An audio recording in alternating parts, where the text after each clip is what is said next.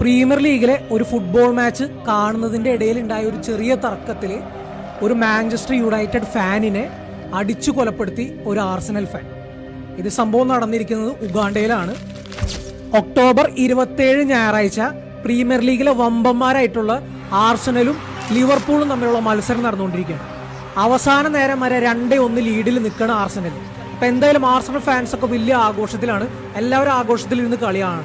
പക്ഷെ അവസാനം ഒരു സമനില ഗോൾ അടിച്ച് കളി 2-2 ആവാണ്. ഈ സമയത്ത് ബെഞ്ചമിൻ എന്ന് പറഞ്ഞ ഈ മാഞ്ചസ്റ്റർ യുണൈറ്റഡ് ഫാൻ അപ്പുറത്തിരുന്ന് കളി കാണുന്ന ആർസനൽ ഫാന്റെ ദേഹത്തേക്ക് പോപ്കോൺ എറിയാണ്. ഇതിനുശേഷമാണ് അവർ തമ്മിലുള്ള ഫൈറ്റ് സ്റ്റാർട്ട് ചെയ്യുന്നത്.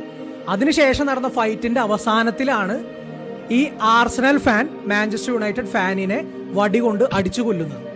ഈ വിഷയം ഞാനിവിടെ സംസാരിക്കാൻ ഒറ്റൊരു കാരണമേ ഉള്ളൂ.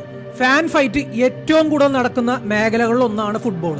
പക്ഷേ നമ്മൾ ശ്രദ്ധിക്കേണ്ട ഒരു കാര്യം, ഇതെല്ലാം ഒരു പരിധിയിൽ കൂടുതൽ പോവാതിരിക്കാൻ നമ്മൾ ശ്രദ്ധിക്കണം. എന്തെങ്കിലും സംഭവിച്ചു പോയി കഴിഞ്ഞാൽ നമുക്ക് ഒരിക്കലും അത് തിരുത്താൻ പറ്റില്ല. അപ്പൊ നമ്മൾ ചെയ്യേണ്ടത് ഒറ്റ ഒരു കാര്യമുള്ളൂ.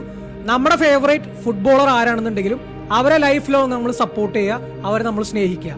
ഇനി ക്ലബ്ബ് ഏതാണെന്നുണ്ടെങ്കിലും ക്ലബിനെ നമ്മൾ സ്നേഹിക്കുക, ലൈഫ് ലോങ് സപ്പോർട്ട് ചെയ്യുക.